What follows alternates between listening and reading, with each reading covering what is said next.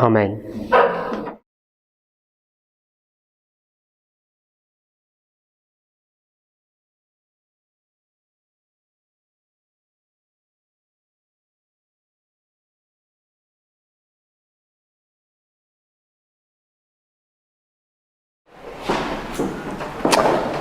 We've been looking at the relationship between 1850 and 1863. We now actually have 4 dates: 1844, 1848, 1850 and 1863. So I've explained my understanding of what 1863 would be, the Second Advent. I've given some reasons why. I acknowledge that Millerite history is not going to pan out or look exactly the same as our history is going to. Extending the Millerite line by 19 years causes us some challenges. It changes the way we begin to look at things, and we need to restructure some of the way we approach these passages. We haven't done any of that. All we've done is created a line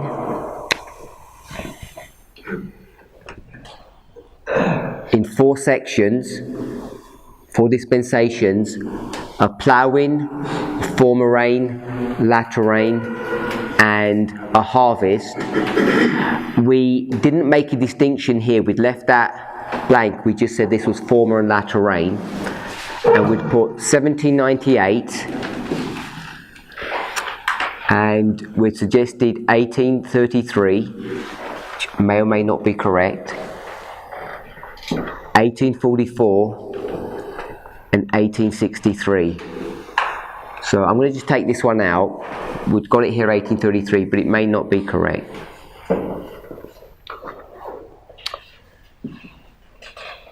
So what we're doing is we're looking at this history here between 44 and 63. We went to... The reason we're even looking at this is because we're trying to understand how Matthew, Mark, Luke 24, 13 and 21 work, and the one that can cause you problems is Luke 21. Then you have to factor in Revelation 11, 18. So we've got it here. We've got Luke 21, Revelation 18, distress of nation, the angering of the nations. How we're going to see what those two things are. We've come to a position to say that the distress of nations is 1840. We've got 1840. It's 38 to 40 that we had here. We had 1838 to 1840. This was the distress of nations. And we had some reasons to suggest that. But then we started looking at Loughborough's work, and we saw that in 1848 there's the subject of the European revolutions, or the Spring Revolutions.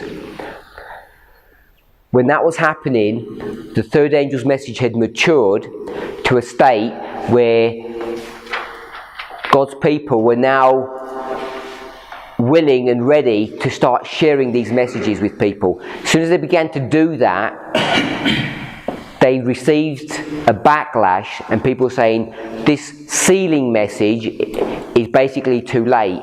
And the reason why the conversation happens is because this sealing message is connected to Revelation 7. And in Revelation 7 it speaks about 4 winds, and those winds, which were strife, people could see were the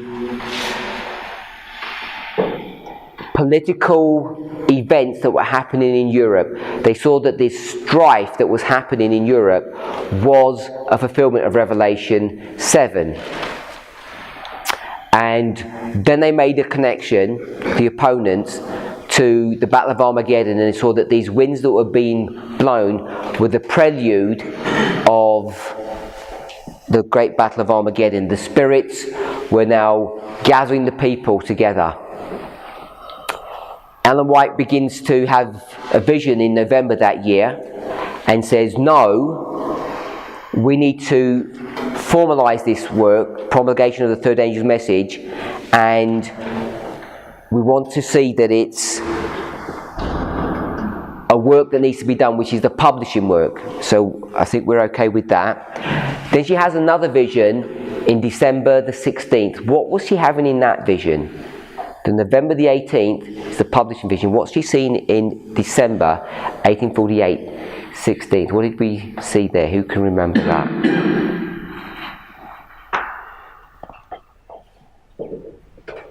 Put your hand up.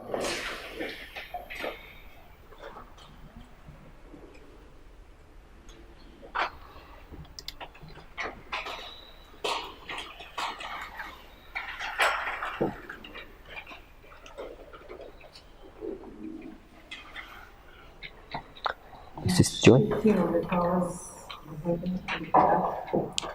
So she has this vision. Do you know where it's located?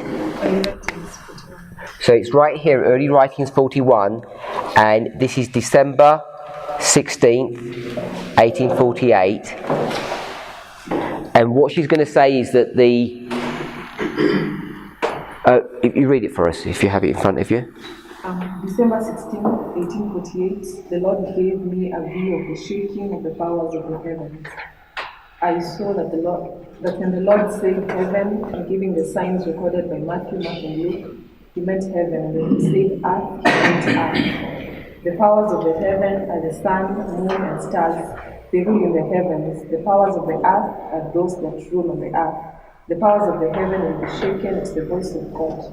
Then the sun, moon, and stars will be moved out of their places. They will not pass away, but be shaken by the voice of God. So she's going to separate heaven from earth, and she says that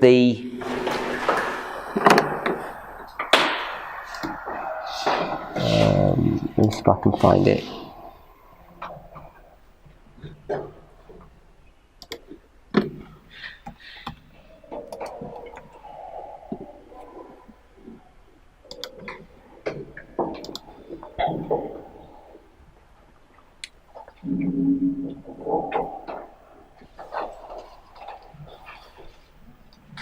Okay, so all she's going to say is that the shaking of the heavens is in heaven, and the powers of earth rule the earth.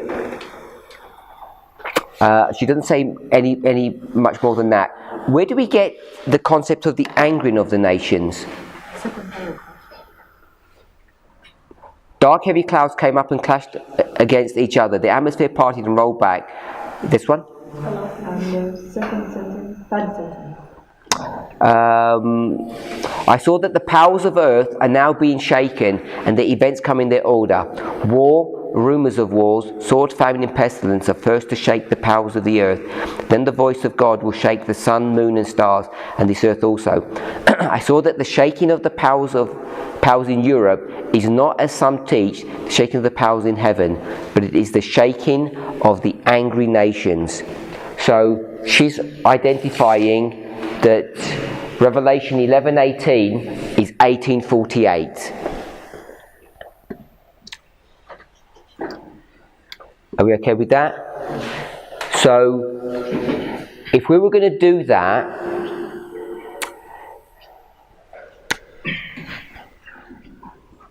I want to come back to what we discussed before. So if we've got Revelation 11:18, what date are we saying that is? What date?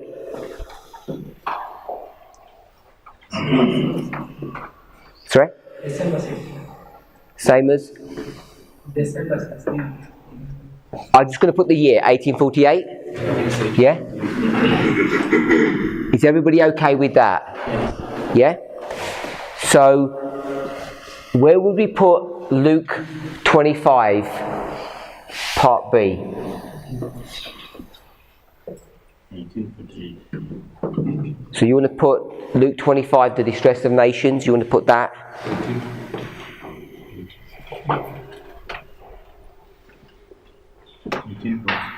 1840. Everybody okay with that?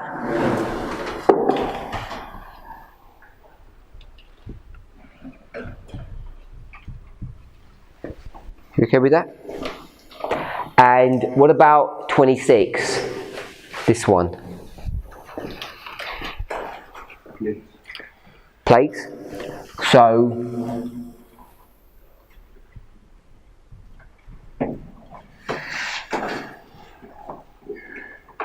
this would be 48 to 63. We don't know when. Is everybody okay with that? We all agree? Brother Robert? I think from 50 to 63, based on the quotation we read. Oh, 50, yes. Yeah, we can go further than 48. We can go 50 to 63. It's better. Any questions? Some of those dates for 1850, they're like November, I think even going into December. I think they actually published a chart in 51 where it's available for sale, I guess. So we could even stretch that to 51, but we'll keep 50. So just want to make sure that we're okay with this structure, that we've got 40, 48 and 50. I still have some views on somewhere regarding the second gathering and the scattering that took place after 1844. Okay, so I really need to know where the mark of the second gathering and the scattering that happened after 1844. So let's find the passages. What passages do we need? Let's list the passages first. Early writing 74. Where else? 18 MR, page 10. Another one? Is it just these two? Brother William? Just these two? Yeah? So, let's read a couple of more statements and we'll try and clear that up. So I just want to read a couple of more bits.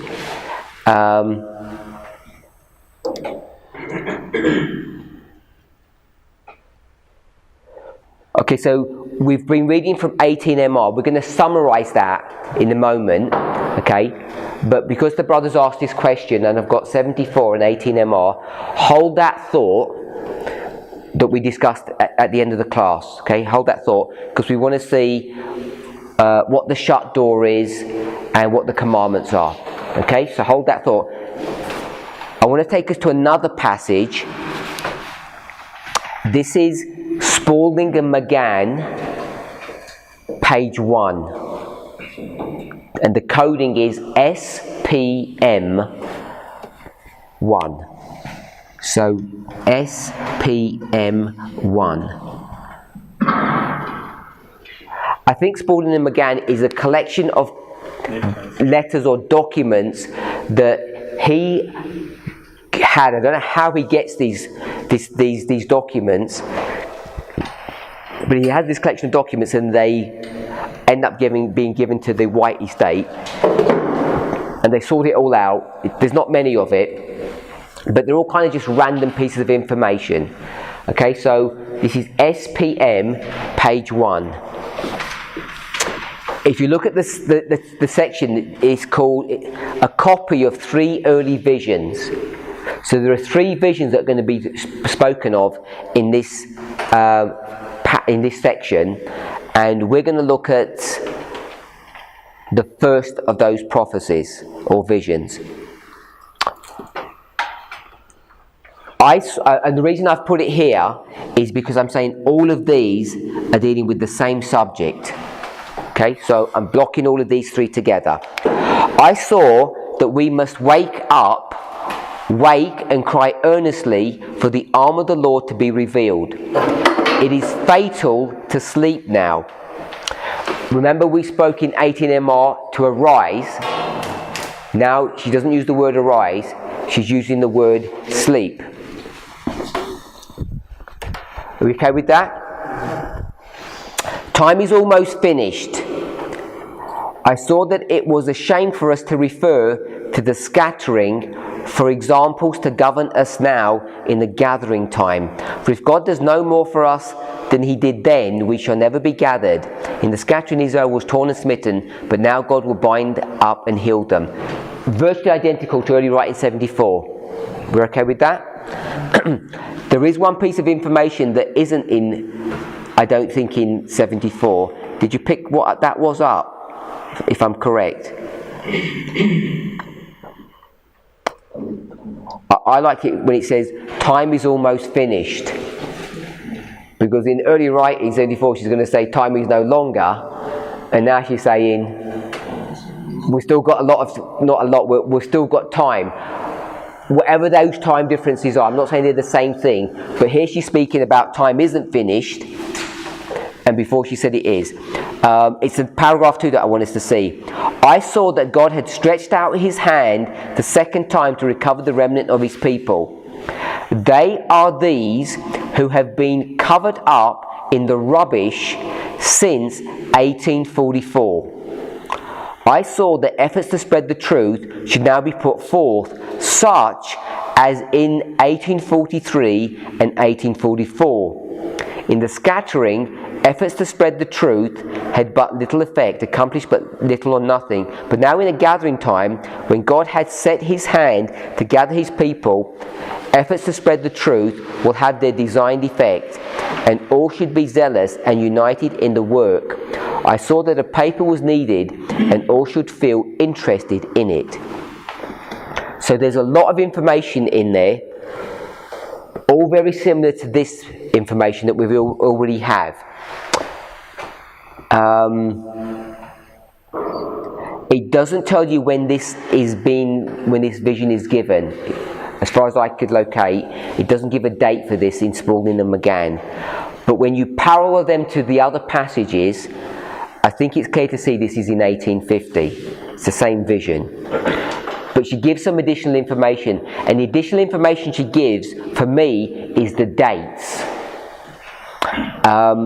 She says, second paragraph, he's going to recover the remnant of his people the second time, which means he did it the first time. And then it says, they are these which have been covered up in the rubbish since 1844.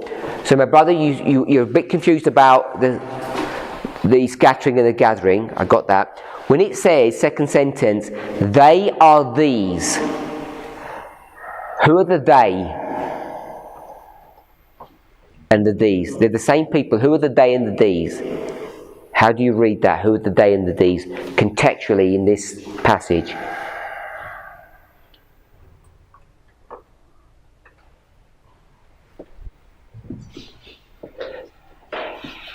If I said they, a pronoun, or these, a pronoun, and I said, can you identify who they are? What do you have to do? First tell me the methodology that you're going to use before telling me the answer.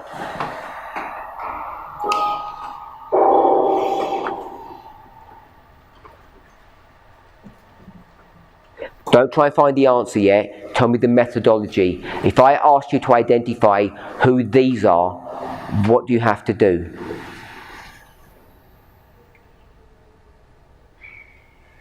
Don't look at the passage to get your answer. This is a general question.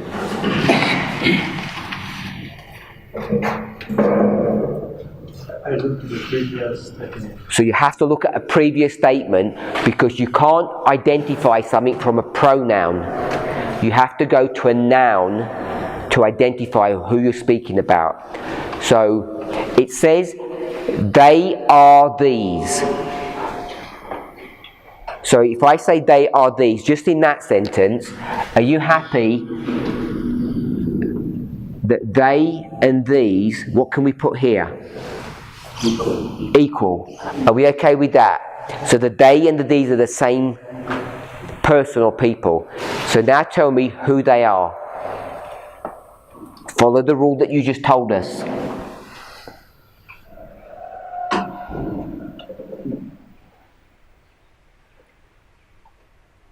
The remnant is people. Okay, everybody agree with that? Yeah. So this is the remnant. I saw that God had stretched out his hand the second time to recover the remnant. So you've got this remnant, and how many times are they going to be recovered? The second time. How many times then? 2 times. There could be a third, we don't know a third, but we've got 2. Okay? So he's going to recover them a second time. And now it says in the next sentence, these remnant who he's going to recover for the second time. Why is he having to recover them the second time? What does it say in the sentence? What's happened to them? They were scattered. It doesn't say they're scattered. In the sentence it says what? The second sentence. Don't help. They are these who have been covered up in the rubbish. So what's happened to them? They've been covered up. So now we want to do repeat and enlarge. So you tell me what cover means. To cover up. Bury. Sorry? Bury something. No. Repeat and enlarge. Tell me what the covering up is.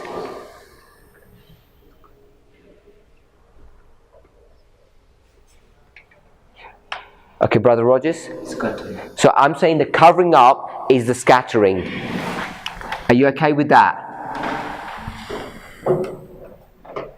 Okay, he's not okay with that. Are you okay with that? Tell us why. From reading the Bible, that I saw that God stretched out his hand second time to recover, and there are these who have been covered up, and by the recovery, we see a gathering. Okay? So it also means that the reason that they were covered up should have been scattered. So let's go one step back. First sentence. The second time, what's he going to do? Recover. My brother? It's going to recover. So what is he going to recover you from? Go back to the previous paragraph. What's he going to recover you from? Scatter. So he's going to recover you from a scattering. So we're okay with that. So coming back to this, now you're going to be recovered. So now he's going to recover you. This is the second recovering that he's doing. So that must mean we must have been scattered. If you agree with that. So the sentence says, they, the remnant, have been covered up. So if you've been covered up, and it says now you're going to recover, what does recovering mean? In the sense of, if you were covered up and you're going to be recovered, what's going to happen to you? So you're covered by rubbish, so now what has to happen to you? You're going to get out of the rubbish. You're going to come out of the rubbish. So what were you covered up by? Rubbish. So the rubbish covered you up. So what you have to do is remove the rubbish. So now you are you're uncovered. So do you agree that uncover equals? Gathering. I want to put the word recover.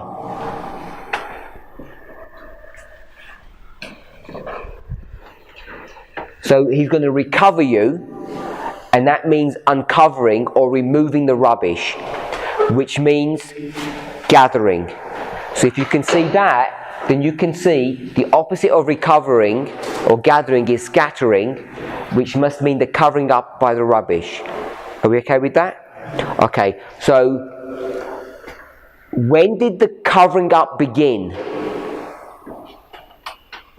Since 1844. Began in 1844. So we've just said the covering up begins in 1844, which means the scattering began.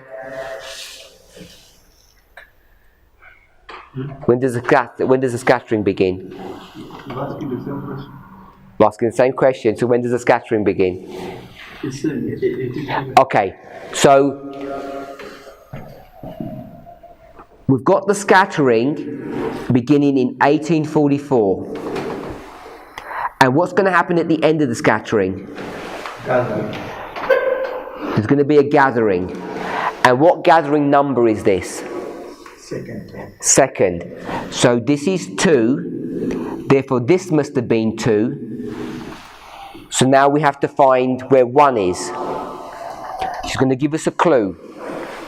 I saw the efforts to spread the truth should now be put forth. So that's okay. So that's the effort is the gathering effort, if you agree with that. Such as. What does such as mean? Like. In the same way, 1843 and 1844. So what were they doing in 1843 and 1844? So they were gathering. So I'm going to put gathering, and that must be 1. The difficulty is that she only mentions 43 and 44. So we'd have to have read around the subject to know when she says 43 and 44, what does she mean, Brother Robert, when she uses the phrase 43 and 44? First angel's message. So I don't know if someone knows where that statement's found. But there's a phrase, she's going to connect 43 and 44, and I think she says something like the first angel's message was first preached, or it was preached in 43 and 44. So someone find that one. So I'm saying this is the first angel's message when she says 43 and 44. If you're okay with that, we'll find the proof text for that. So what does the gathering, what is the mechanism to gather people? If we say this, when she uses the code word 43 to 44, Brother Robert's saying 43, 44 means first angel. So what's doing the gathering? I want to say the first angel. The first angel is the one that does the gathering. If you come back to this history here, what does the gathering the second time? The third angel. So if you were going to say the chart did the gathering, that's what you said a minute ago? Is that what you said? What I mean? No, I understand, but you said the chart did the gathering, yeah? So in the second gathering, what does the gathering then? The chart. So you can use the word chart. It works here. We've got that picture work here. 50 chart, third angel's message. The 43 chart is the first and second angel's messages. But my perspective or my argument is that we should not think about the second angel. Second angel doesn't really do much. Second angel is saying you failed the test. It's really the first angel. I understand you can make it the first and second. So, someone found the passage? Yes. CW. CW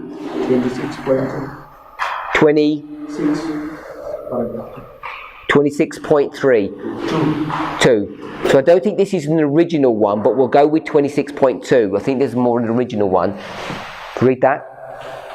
The first and second messages were given 1843 and 1844. And we are now under the proclamation of the third. But all three of the messages are still to be proclaimed. Okay, so if you're okay with that, when she says 43 and 44 in this passage, as one of the brothers just said, this is a direct reference back to the first and second angel's messages. I'm putting the second angel to one side. I think we have to deal with the second angel in a different way. So I'm just saying the first angel's message. So the first angel's message is this gathering angel or gathering message. Just in the same way, when the second gathering happens, we can mark that as 1850. You could, I guess, go to 48 when they begin to do this work, but it's in 50 that we'd really see that the third angel is going to do this work, because they're going to now proclaim the third angel to the world. They've been wondering how to do it. They've been starting to do it with the publications. And so where do we mark the beginning of the first angel? 1798.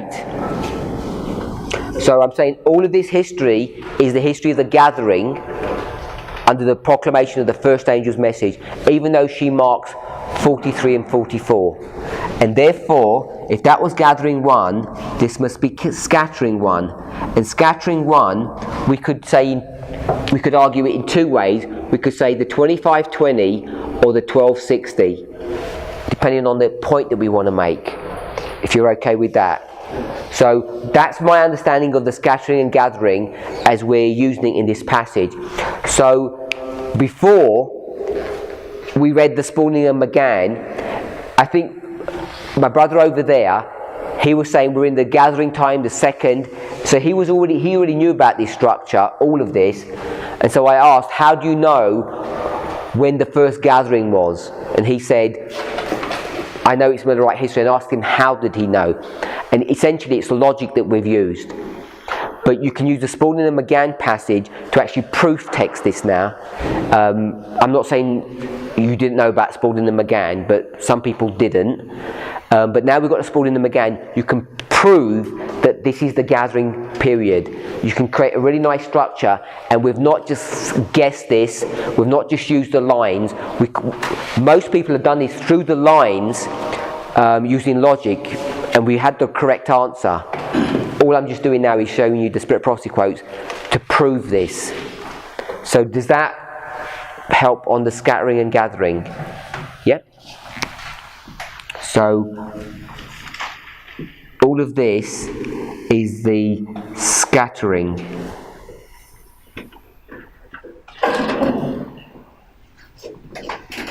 Now, I just want to add one more piece of information.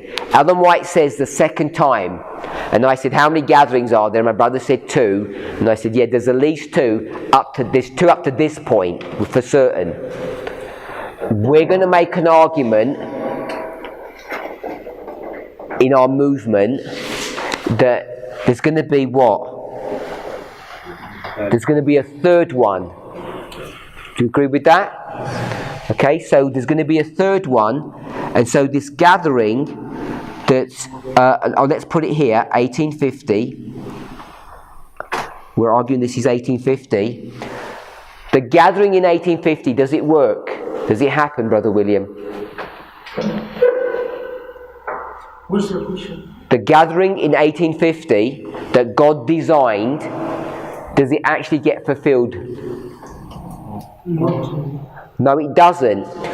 And the reason it doesn't is because if we read through back into 18MR, what did we read in 18MR? First passage. The first passage. That was 10.1. 10.1. Yeah, 10.1, I remember it was employing the same language as that of our writings, that God had stretched forth his hand, but it says they were dormant. There was that language, they were dormant, they need to rise up. Okay, so let me read that to us, and then now I'm going to ask the question again. Yeah. Said the angel, she is rising, never to fall again.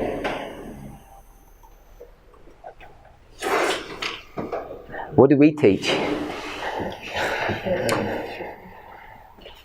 What was God's will?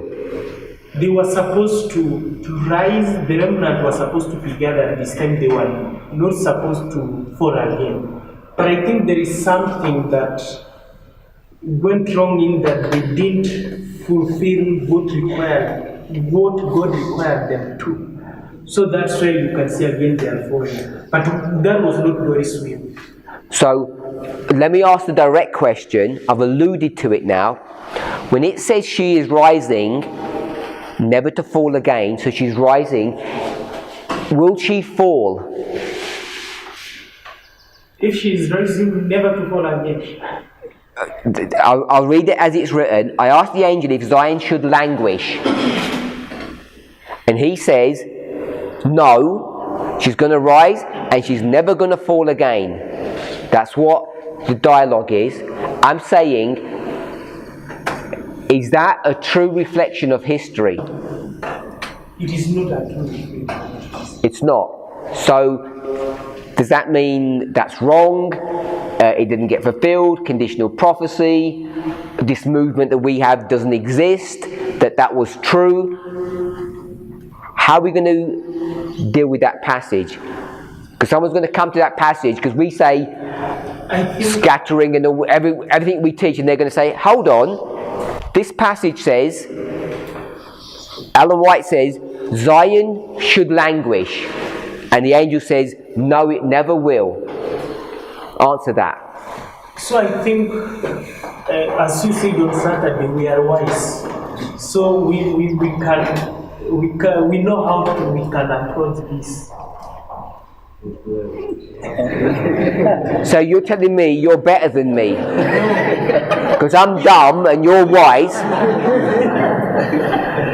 I used we saying referring to the movement. Yeah, you're the movement and I'm not the movement.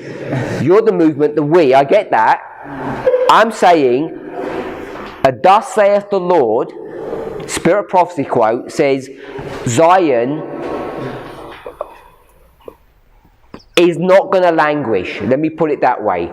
She asked the question, will it languish? And he says, no. Never again now. Once it starts rising in 50, it's going to do this. And you're teaching me other stuff. So therefore you must be an erroneous movement, because it's against the spirit of prophecy.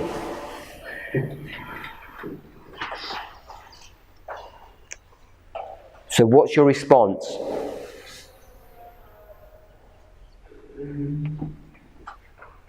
Really, I don't think this was reflects history. So you're just going to throw away my quote, ignore it?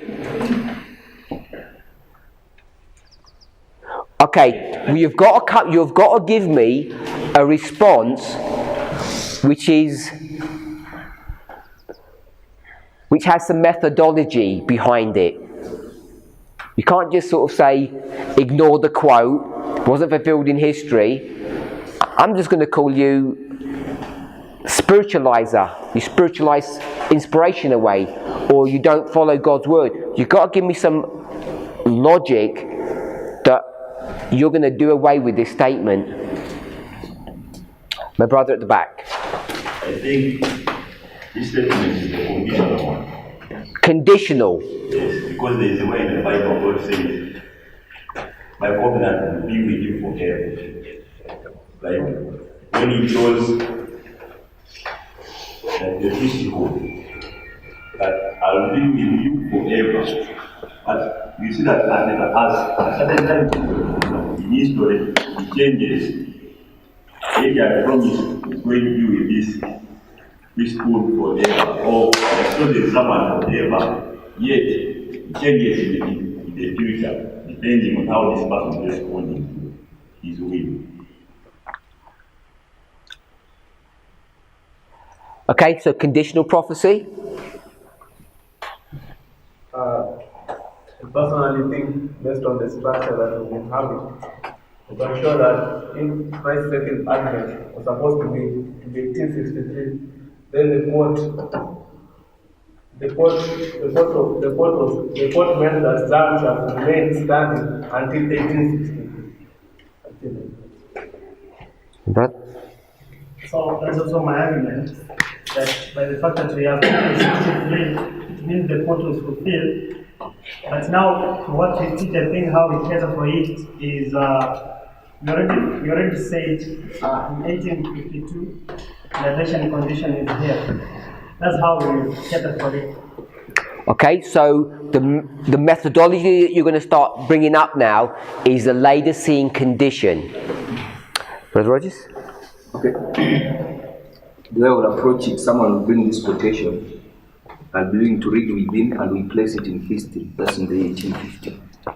And So- it was the will of God for his child. So the first thing we're going to do, we have to historicize this. We have to get this passage and put it into 1850. So we've done that. We have to agree. Brother Rogers I have to agree with him, or he has to show me that it is 1850. If we don't agree on that, it doesn't make any sense anyway. So that's the first part. Yeah, but this is only one quotation that is addressing the same history. So I'll bring on top of that, I'll overlay another quotation which identifies that as much as this is what God was willing for his people, but another quotation identifies that they soon enter into a laudation condition. So, is your punchline, this is a conditional prophecy? Yeah. Okay, so we're going to use the argument that it's a conditional prophecy. And we're going to draw in other passages and we're going to show that they didn't follow God's will. And the way they didn't follow God's will is they enter into a Laodicean condition. In fact, it happens at the same time.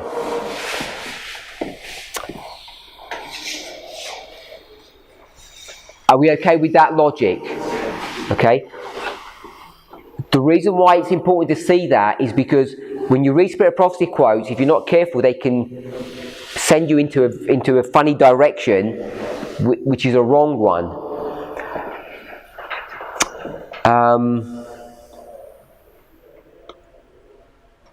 About wisdom. And can you also say that according to this passage, because God had given the third angel message, and we have read the next paragraph that the work was like being counterfeited because there were other agencies, like, and he compares it with Moses and the magicians. Can you say that the message never did the intended work because there were some other counterfeiting movements that were going on?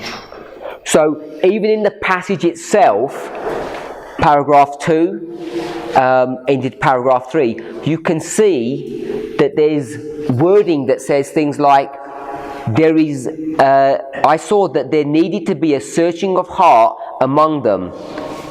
The angel said, you're upon enchanted ground, don't you see it? Awake and put on the strength of the Lord. The powers of darkness are rising. Are you rising? Is it not getting the victory over you? So the way even the angel is speaking, he's not so firm now in this second paragraph as he was in the first one. So you can see that he's saying if you don't get your act together, that you're going to be overtaken, you're going to be destroyed. Doesn't use the word sleep here, but we saw that in the Spalding McGann that he uses the word sleep. Then it gets to the third paragraph where it says, let's see what happened in Egypt. And they were doing this this work. Cutting halfway into the paragraph, the signs and mighty wonders of the devil have increased within a few months tenfold, and they will be on the increase and spread until Israel is constantly rising with the message and growing in grace and in the knowledge of the truth. The power of darkness will get the victory over them. So it says, did I read that correct?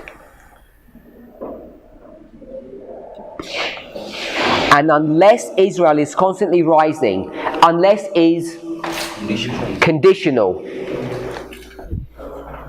When she says Israel, I want us to see that Israel is not just Bates, James and Ellen. And what I mean by that is not just that small core of people. Israel in this context is whom? Sorry? Just the Seventh-day Adventist, or the people that they're going to call into the movement? I think it's everyone. So, in this passage, when it says 10.3, where the spiritualism is now entered into, where does the spiritualism enter into? Which group of people? It enters into the world.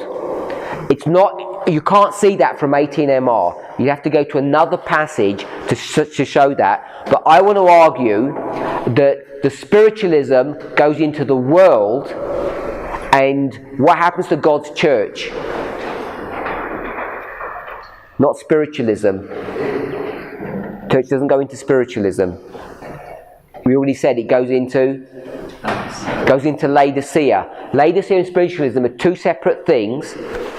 So when we say spiritualism goes into the world, and this is talking about spiritualism, the rapping and the knocking and all of that goes on, what's being referred to here is that spiritualism is what's going to be used to destroy Israel, and destroying Israel is God's people who are in the world. We'd say, come out of her, my people. It's that my people that she's referring to here, I would argue.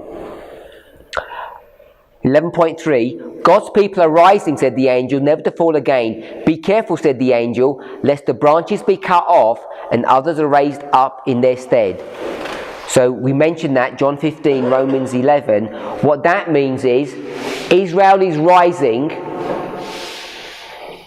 but if you're not going to be part of that rising, then what's going to happen to you? You're going to be cut off and someone's going to take your place. So Israel is rising, but you might not be part of that. I saw that some would bear fruit and work for the glory of God. I saw we must keep close to Jesus and fast and pray if we could not get the victory over the powers of darkness. Then I saw that Brother Gorstin has done this damage. We've seen that there's organisation there.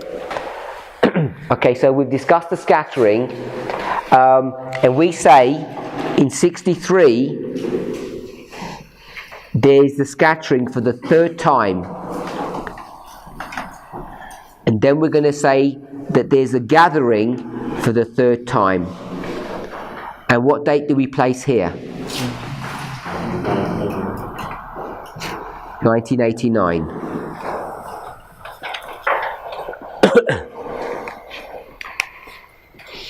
Brother Robert, is this the triple application?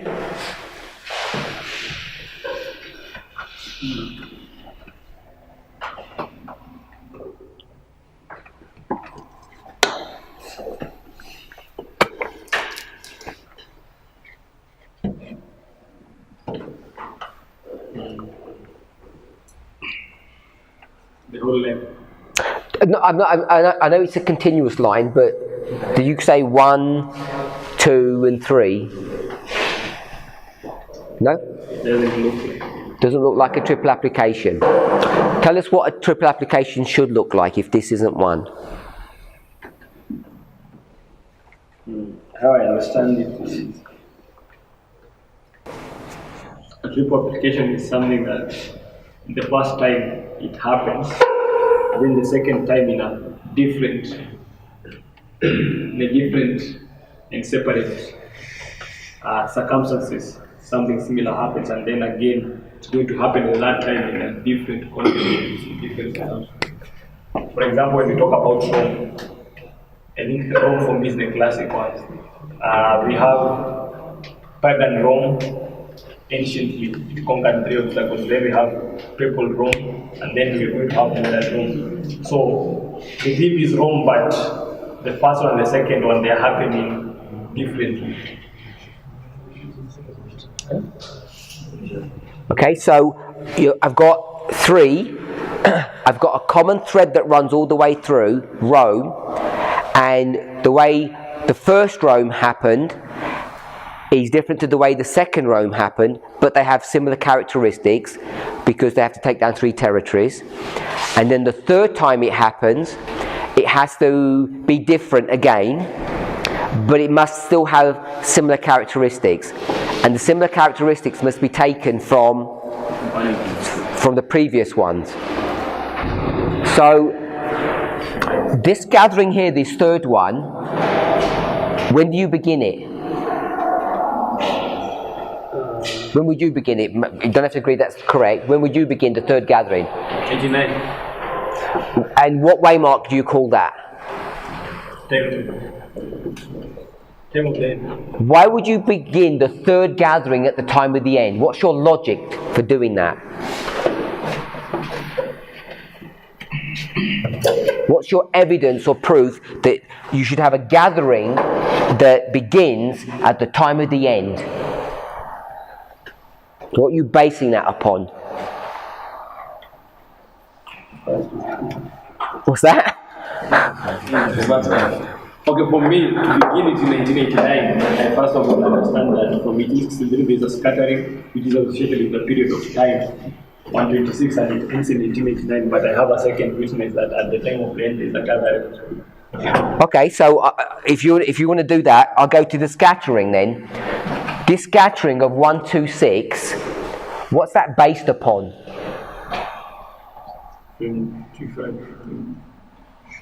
25, 20? What is it based upon in which sense? Well, I asked, so you've got 63 to 89. You can do some calculations, say it's 126 years. I'm saying, so what if it's 126 years? It could be 125 years. It could be any years. What difference does that make? What are you trying to show me from this third scattering? What's your methodology to make this of any relevance to anything? What are you doing? Where are you drawing information from? From the first.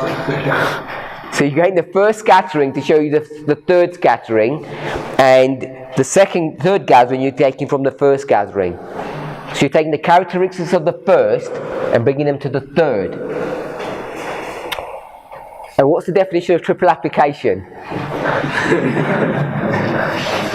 Okay, so the way I see it, I think it's both. It's a linear story, and you can also do a triple application perhaps.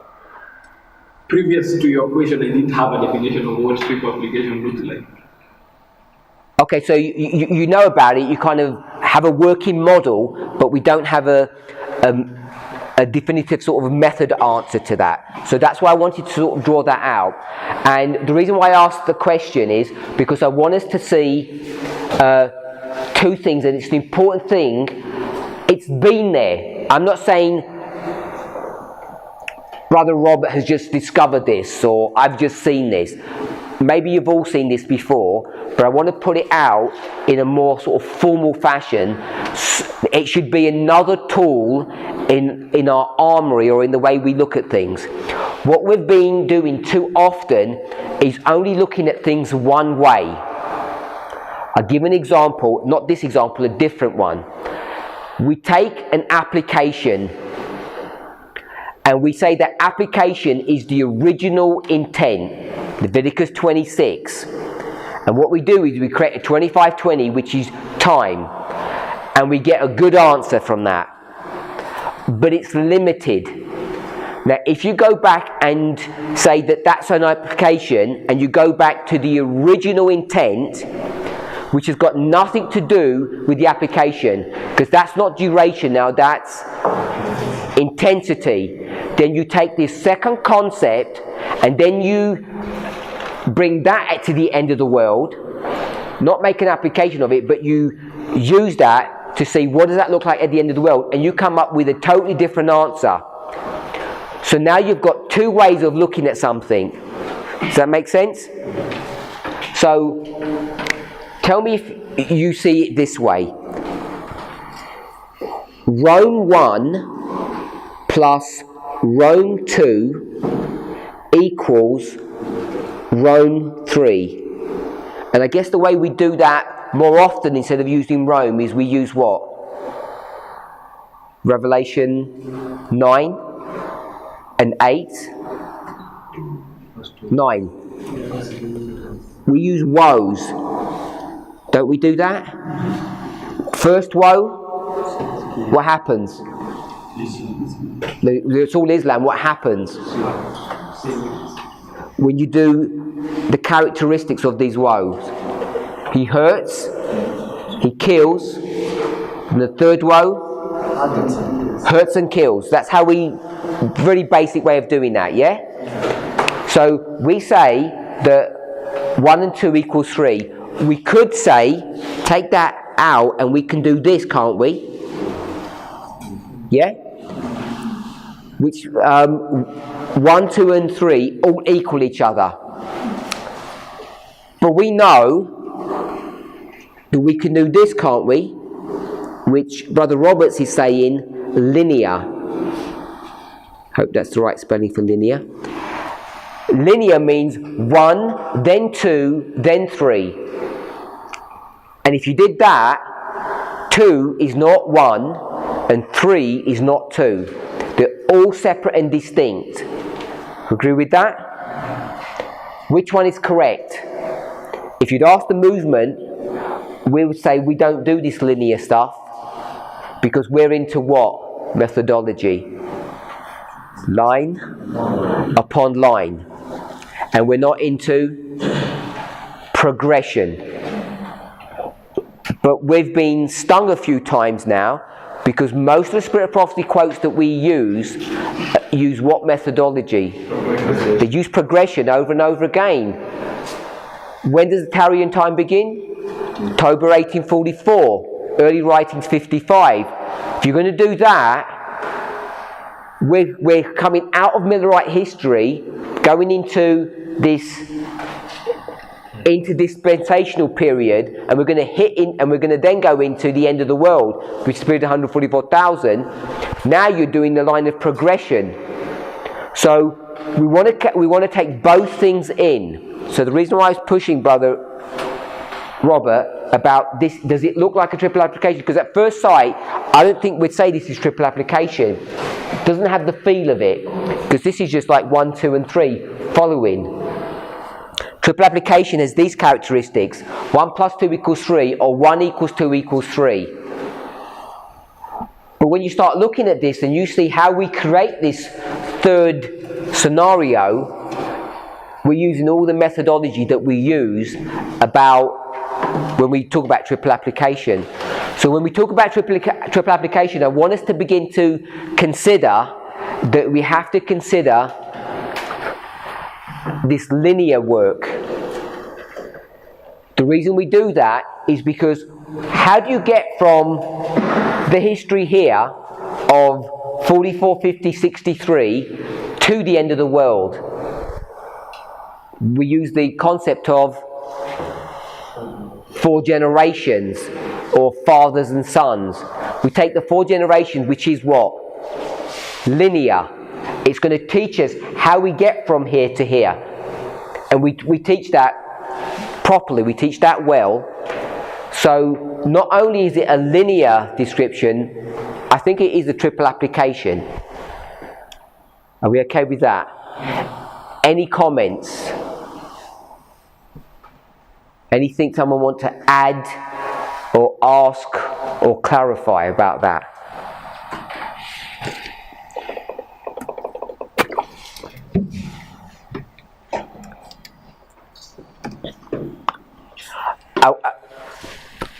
Okay, is between 1790 and 1844, we can see the parable of the 10 virgins. Now, can we fix... That was too fast for me, sorry. I'm saying that in 1798, maybe from 1840 to 1844, we can see the parable of the 10 virgins. Now, can we come and fix again that parable in what we are seeing from between 1848, 1850, and 1863? So, can we do the parable again from 44 to 63? That's your question? Yes. Can we do the parable from 44 to 63? We do it from 44 to 1863. Which history is that? I don't know, you tell me. So I think the way you've been looking at it is that for a long time you have told that Millerite history ends in 44. But I'm conceptualizing as one history, 78 to 63. So that parable, when it applies that history, it is just one history.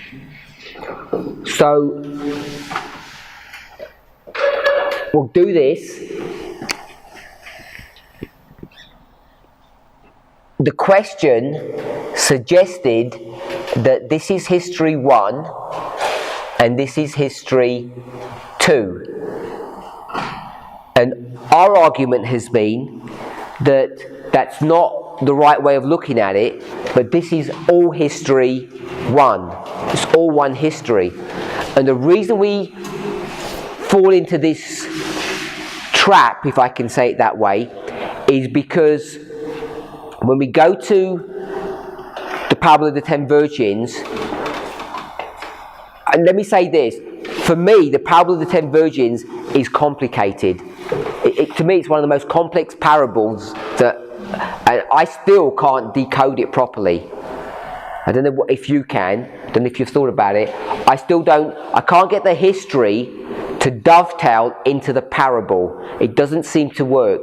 I can kind of do it 90%, but then then I see this problem and I think, it doesn't seem to fit properly.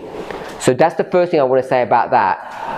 I'm pretty sure Parable of the 10 Virgins does not work from here to here. And if you ask the Millerites how they understood the parable of the 10 virgins, and they may not have understood it completely correct, when it says at midnight there was a cry made, what did the virgins do? They rose and do what? Trim their lamps. So I want to ask you, my brother, because you said, if we apply it here, can we apply it here again? When does the trimming of the lamp stop? According to the Millerite mindset. We're in July or August, either one. We'll go with August. We're in August, and they say, okay, let's start trimming. What does trimming mean? It means two things. What is one thing? Trimming means two things. One thing means what? Let the lamp light. Sorry? Light. Not quite. Okay. Let the lamp burn. That's the same thing. You just said the same thing. My brother? Which one? When you trim the lamps, what does trim lamp mean?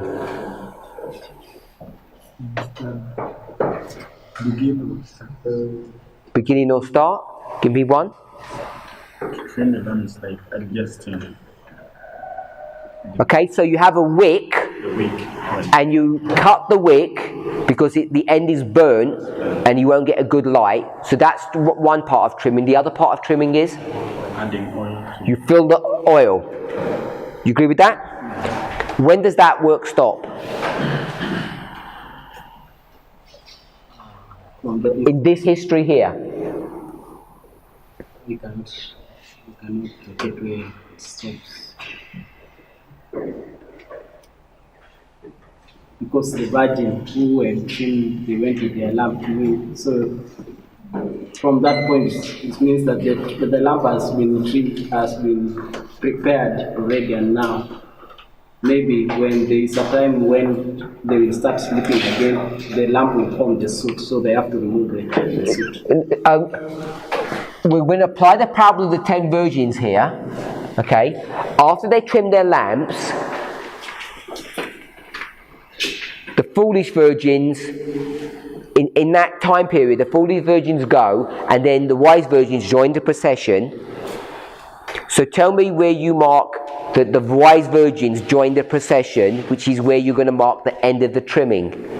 In this history 1, where do you mark that? August. So you're saying in August they trim their lamp, it's all done and dusted, and then they join the procession. Does everybody agree with that? Does anybody disagree with that? Come again. You understand my question? How you? I'm asking, tell me when the trimming ends. Because once they've trimmed, they've filled the oil, cut the wick, and it's lit, and that's the end of the trimming, then they quickly run to join the procession. I'm asking, when did that happen in this history? And my brother says, in August 1844. Yeah. Agree with that? Everybody agree with that? Yeah. Except Brother Rogers, because he doesn't agree with that. Sorry? I don't agree. Okay, tell me when the trimming ends. When the trimming of the lamps. August 15th. Oh, so you agree with... So you said you disagree. He said August as well. No, he said August. He said August. Okay, so I've run out of time. Is this the second or the third class? Second class, okay. No, we'll close here. Okay, so I lost track of time. It's been a long morning. So remember the question. This is a bit of a diversion, I know, but I want us to think about an important thing we need to do is when we read inspiration, we need to get into the mind of the author. And what I understand that to mean, Jesus says, Paul says, let this mind be in you, which was also in Christ Jesus. So we need to think like Jesus. So we need to think like Alan White thinks. And the first angel is an ambassador of God. So we need to see how they think. And too often what we do is we go into these models and we go in with our thinking and we come up with answers which seem clever, which seem appropriate and good. And I don't mean that in a derogatory way, but you end up coming up with wrong answers because we don't think how a Millerite would think. So that's what I want us to do. I'm not asking you to go back and straighten the line out or anything. I'm not trying to ask you to correct anything. I want you to go back and I want you to tell me how you should be applying the parable of the 10 virgins if you're a Millerite, what they're thinking. Let's pray.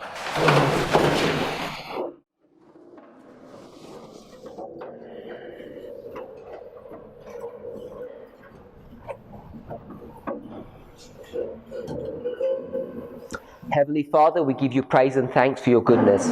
Lord, as we delve into your word, we know that through a miraculous process, the process of creation that we cannot even begin to comprehend, that we can become changed.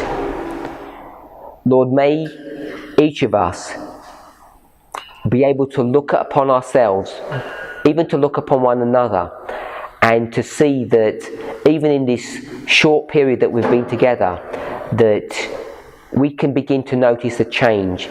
The way we approach inspiration, the way we begin to see things differently, has an effect upon our characters that should draw us closer, not only to you, but to one another.